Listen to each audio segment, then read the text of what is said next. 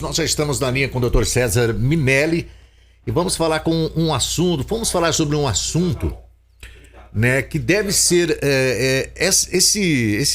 essa doença que a gente vai falar com o Dr. César Minelli agora. Você que está em casa, preste atenção, viu? Porque ela é mais comum do que se parece. Muita gente fala em Alzheimer, por exemplo, mas há outras doenças aí chamadas demência. É sobre isso que a gente vai conversar com o Dr. César Minelli. Doutor César, bom dia e mais uma vez obrigado por nos atender, doutor. Bom dia a todos, é um prazer fornecer as informações. Doutor César, muito se fala em Alzheimer, né, que é uma doença terrível, mas há outras doenças, né, conhecidas como demência. Eu gostaria que o senhor começasse falando, doutor César, o que é demência? A demência é uma condição neurológica na qual a pessoa vai perdendo a sua capacidade de se autocuidar.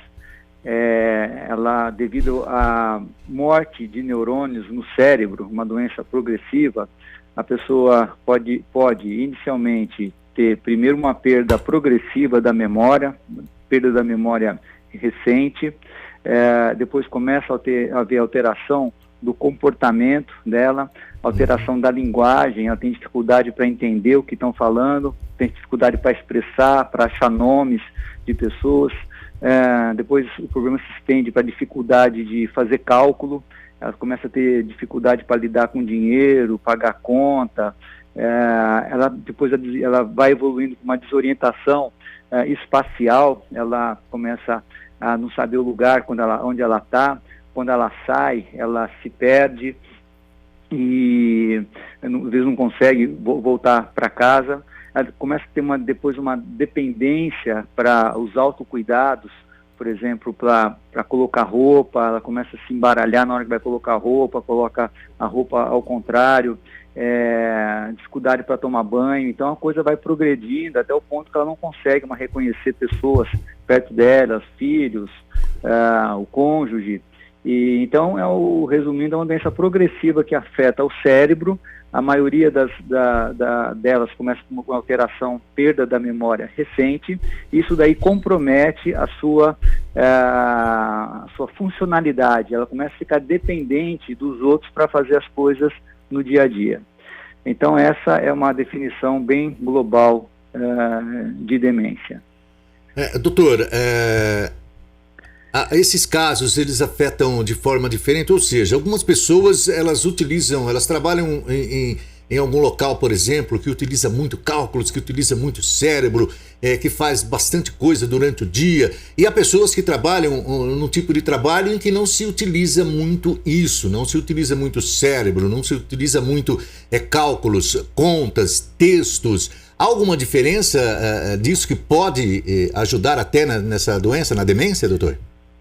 Já está bem claro na literatura que as pessoas que têm um nível cultural maior, que tem uma formação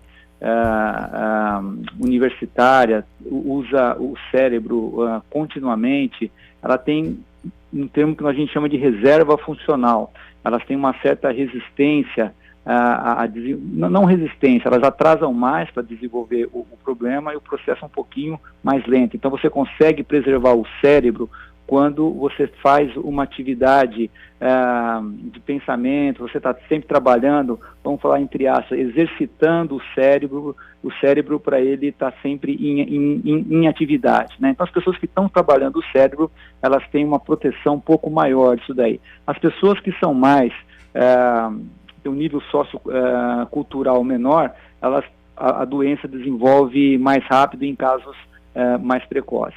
Vamos lembrar que tem vários tipos de demência, né? A demência mais comum é a conhecida demência de Alzheimer, que é em torno de 50%, metade de todas as demências são causadas pela demência de Alzheimer. Depois vem a demência vascular, como se fosse a pessoa tivesse vários AVCs pequenos, né, que eles vão se somando e a pessoa tem como se fosse uma demência de Alzheimer, mas o caso é vascular. Tem a demência mista, né, como você tem a vascular junto com a doença de Alzheimer. Depois vem doenças mais raras, como demência por corpos de Levy, a demência da doença de Parkinson, demência de outras doenças degenerativas, são menos comuns e são muito mais difíceis de tratar.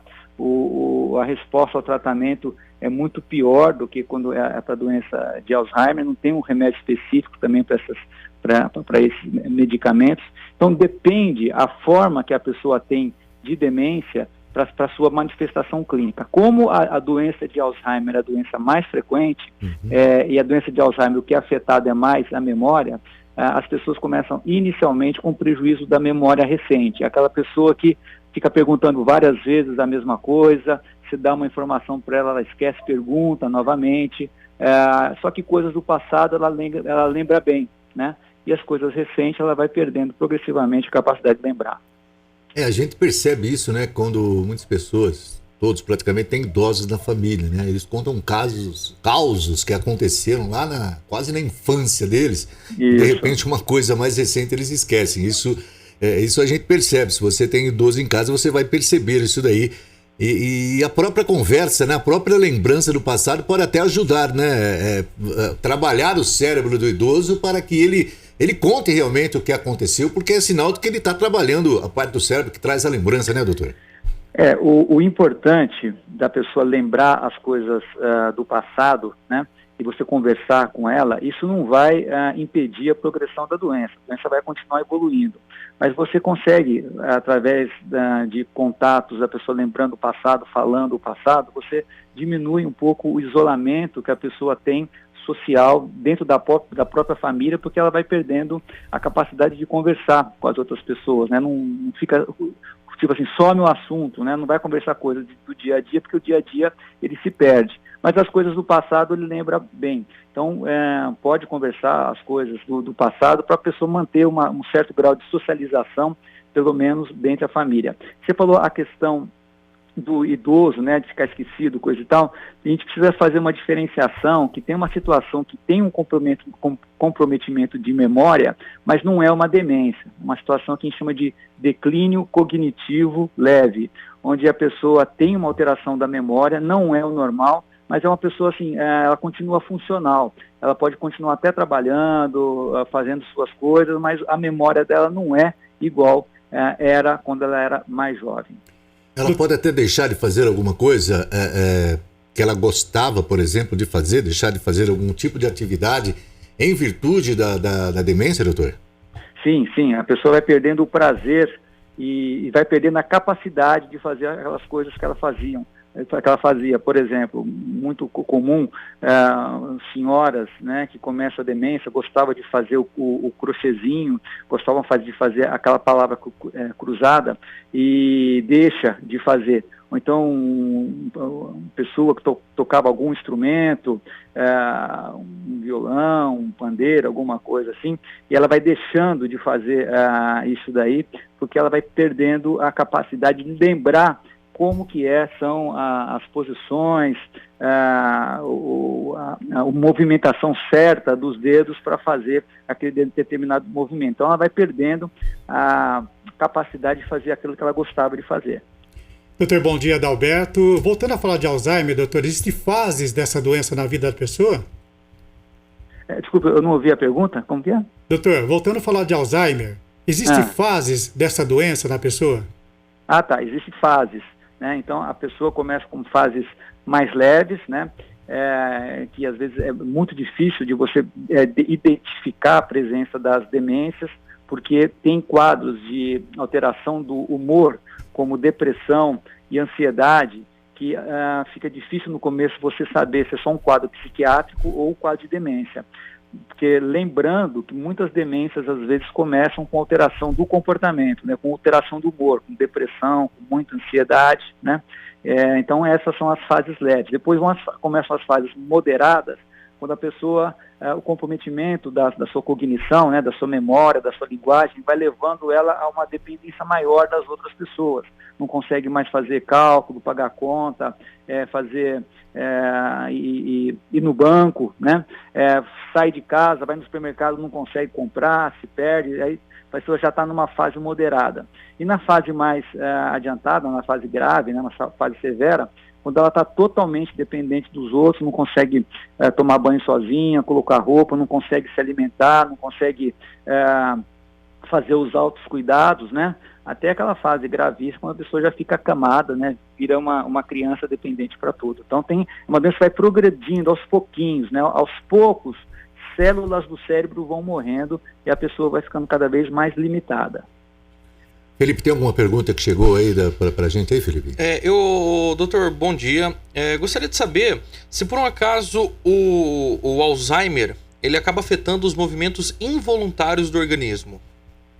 O Alzheimer ele faz isso numa fase bem avançada, mas muito avançada. Se a pessoa está com problema, já está com presença de movimentos involuntários no começo do quadro, provavelmente não é Alzheimer.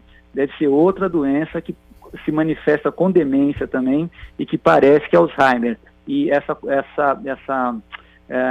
confusão, né, no começo, essa dúvida diagnóstica é comum e às vezes a gente precisa de um pouco mais de tempo para ver como vai ser a evolução, precisa de exames mais sofisticados para saber se a gente está diante de Alzheimer ou de alguma outra doença que parece que é Alzheimer. Doutor, quando se tem o início da demência, primeiro, tem cura alguns tipos de demência ou ela é sempre progressiva? E outra pergunta aqui que devem estar todo mundo fazendo em casa, tem alguma forma da pessoa evitar ou prolongar isso daí? E a pessoa mais jovem, ela pode ter, doutor? Com relação às pessoas mais jovens, pode ter ou não, pode ter. Tem pessoas, não é comum, mas tem casos que começa de 44, 45 anos, mais ou menos, com quadro de demência. Mas isso daí é raro, mas tem casos, tem. Com relação ao que pode fazer para prevenir, é uma doença que não se sabe direito a causa, né? Acredita-se que existe uma interação do meio ambiente com causas genéticas, a pessoa tem uma predisposição para ter isso daí, e não tem nenhum remédio que possa tomar para prevenir a demência. Todos os remédios que existem atualmente, que a gente ouve falar em farmácia, ômega 3, vitaminas, coisa e tal, vitaminas, né? Nenhum comprovadamente funciona para demência. Os estudos são estudos em vivo, estudos em vitro, estudos em células, mas estudos feitos em pessoas, estudos clínicos não mostrado melhora.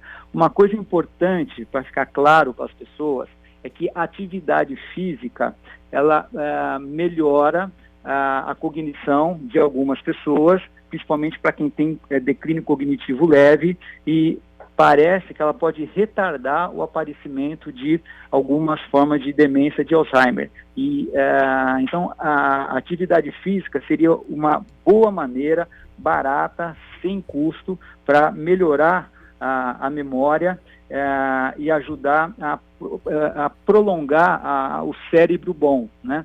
Porque se você tiver que ter, você vai ter de qualquer jeito.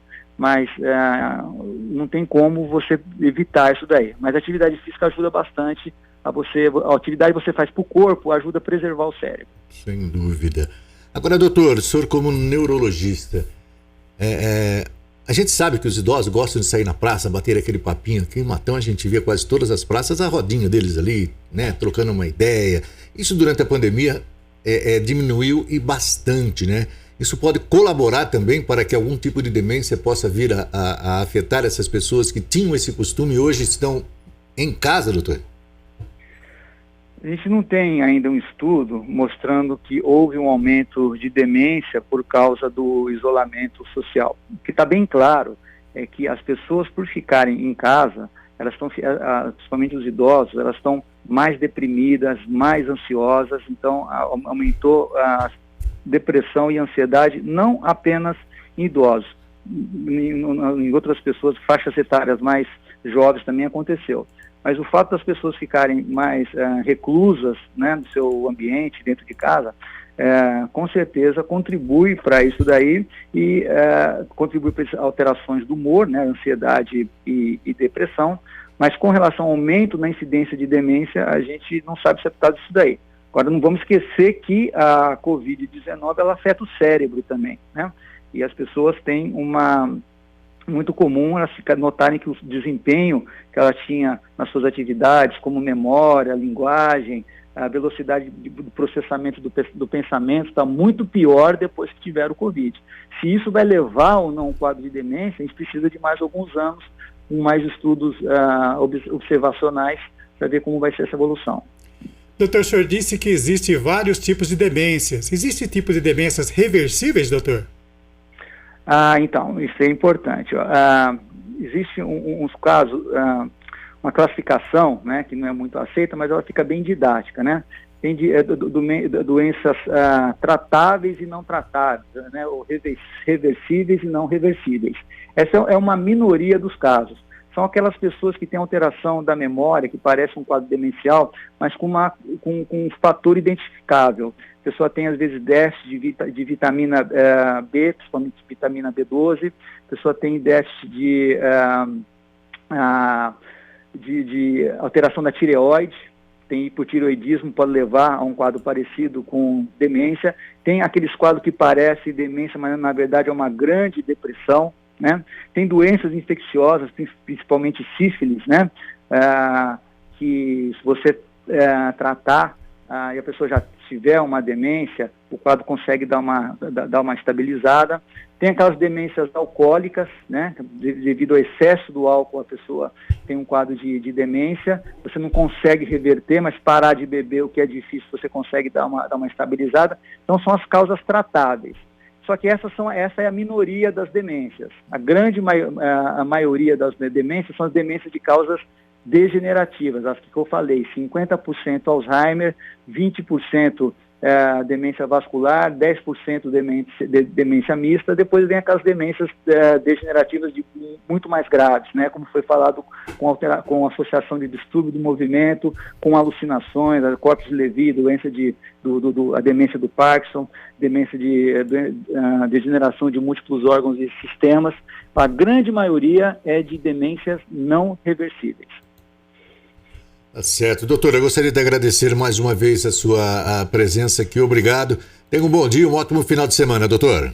Obrigado, igualmente para todos vocês.